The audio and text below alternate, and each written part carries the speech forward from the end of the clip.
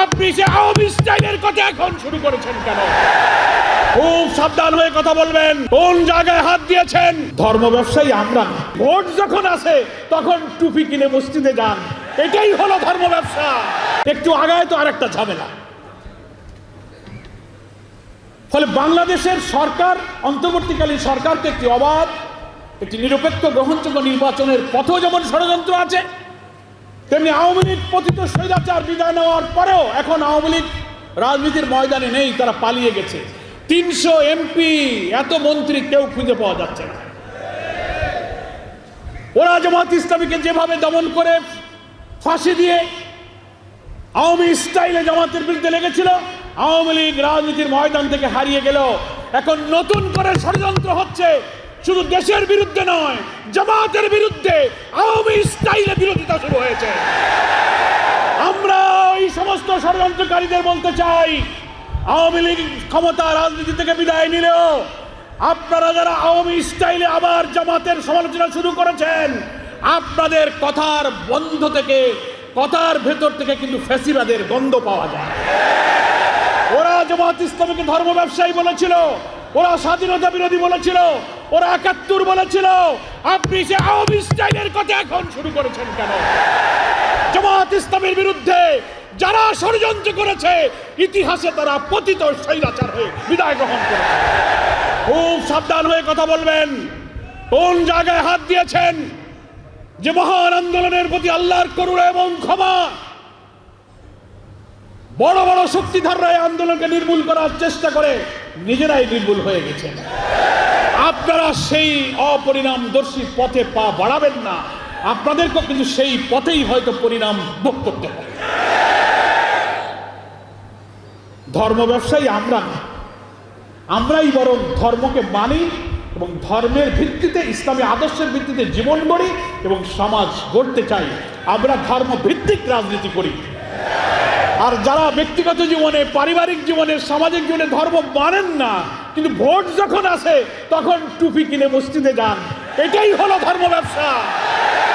সারা বছর নামাজ নাই, রোজা নাই, দান নাই, খয়রাত নাই, ভোটের সময় আসে নতুন পাঞ্জাবি, নতুন টুপি, ঘন ঘন মসজিদ, পকেটে আতর, জায়নামাজ, মাশাআল্লাহ, সুবহানাল্লাহ, ইন্নালিল্লাহ, আলহামদুলিল্লাহ, মুসাফা, কুলাকুলি। এইটার নাম হলো ধর্ম ব্যবসা। আমরা ভোটের সময় ধর্ম মানি না, সারা বছর 12 মাস আল্লাহর গোলামি করি, 12 মাস আল্লাহর ইবাদত করি। ভোটের মৌসুম সামনে রেখে যারা ইবাদত করেন তারাই হচ্ছেন ধর্ম ব্যবসায়ী। স্বাধীনতার 53 বছর পর স্বাধীনতার পক্ষ বিপক্ষ ধোয়া তুলে জামাত ইসলামীকে যদি সাইজ করতে চান, তো যারা সাইজ করতেছেন তারাই সাইজ হয়ে গেছে। স্বাধীনতার 53 বছর পর এই জাতির মধ্যে কোনো প্রশ্ন তুলে অনৈক্য বিভেদ তৈরি করার এই ষড়যন্ত্রকে আমরা দেশের বিরুদ্ধে ষড়যন্ত্র মনে করি। দুঃখের সাথে বলতে চাই, বাংলাদেশের স্বাধীনতার অনেক পরে স্বাধীন হওয়া মালয়েশিয়া, সিঙ্গাপুরে, এখন আমরা তো শুরু করেছি, কিন্তু আমাদের সামনে দুইটা চ্যালেঞ্জ। একটা হলো অন্তর্বর্তীকালীন সরকার ক্ষমতায় এসে নতুন নির্বাচনের জন্য একটা পথে যাত্রা শুরু করেছেন। কি বলেন? 5 মাস হলো ক্ষমতায় আসার পরপরই একটার পর একটা চ্যালেঞ্জ। কি দেখছেন না আপনারা? 4টা প্রতিবিপ্লবের চেষ্টা করা হয়েছে। পাল্টা কু, জুডিশিয়াল কু, আনসার কাণ্ড, এই দাবি সেই দাবি, হিন্দু মুসলিম বৌদ্ধ ভাইদেরকে নিয়ে রাজনৈতিক খেলা, সচিবালয়ে আগুন। এ সরকারকেও স্বস্তির সাথে দেশ চালাতে দিচ্ছে না। অসংখ্য নেতাদেরকে গ্রেফতার করে বৃদ্ধ বয়সে তিলে তিলে কারাগারে মৃত্যুর মুখে ঠেলে দেওয়া হয়েছে এবং আমাদের প্রিয় 5 জন নেতাকে ফাঁসিতে ঝুলিয়ে হত্যা করা হয়েছে। আমাদের সব আন্দোলন সংগ্রামকে তছনছ করে দিয়ে আমাদেরকে তারা মনে করেছিল যে এদেশে শুধু হাসিনাই যতদিন বেঁচে থাকবে সেই শুধু দেশ শাসন করবে। মানুষ হতাশ হয়ে গিয়েছিল। 3টা নির্বাচনে মানুষ ভোট দিতে পারে না, কোনো আন্দোলন সফল হয় না, হরতাল সফল হয় না, বিক্ষোভ সফল হয় না, জোট সফল হয় না। মানুষ আমাদের, আপনাদের রাস্তাঘাটে দেখলে জিজ্ঞেস করত যে আপনারা কি করলেন, এ বোধহয় আর যাবে না, এ মরে না যাওয়া পর্যন্ত বিদায় হবে না। কি এরকম কথা বলতো না? কত মানুষ যে চোখের পানি ফেলেছে, সেজদায় গিয়ে অশ্রুসিক্ত হয়েছে। দেশে বিদেশে প্রবাসী বাংলাদেশি এবং ইসলামী আন্দোলনের বন্ধুরাও আমাকে ফোন করে বলেছে, কাবার চত্বরে আল্লাহর কাছে গিয়ে কেঁদেছে আল্লাহর ঘর ধরে, এই জালেম থেকে আল্লাহ তুমি দেশকে হেফাজত করো। কত মা, কত স্ত্রী, কত শিশুর চোখের পানি, কত বাপ হারা, স্বামী হারা, সন্তান হারা পিতার চোখের পানি এই জমিনে পড়েছে।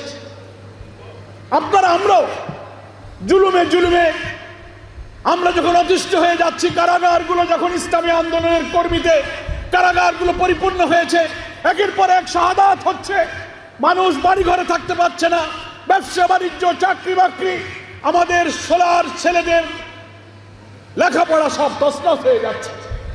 একটা কালো যুগ আমরা পার করছিলাম। নিজেরাই যখন আল্লাহর কাছে নামাজ পড়ে অবসরে আল্লাহর কাছে ইবাদত করেছি, হাত পেতে মুনাজাত করেছি, আপনারা আমরা কত কাকুতি মিনতি করে, কাউকে বলা যায় না, শুধু আল্লাহকেই বলা যায়, এমন করে আমরা আল্লাহকে বলেছি, আল্লাহ এই জাতিকে তুমি উদ্ধার করো, আমাদের নেতাদের এই শাহাদাতকে তুমি কবুল করো। আমরা জানি না আল্লাহ তাআলা কার চোখের পানি কবুল করেছেন, কার ইখলাসকে কবুল করেছেন, কার ফাঁসিকে, কার শাহাদাতকে মঞ্জুর করেছেন আমরা জানি না। কিন্তু 24-এর 5 আগস্ট আসমানের মালিক আমাদের রব আসমান থেকে জাতির জন্য করুণা এবং রহমতের ধারা নাজিল করলেন।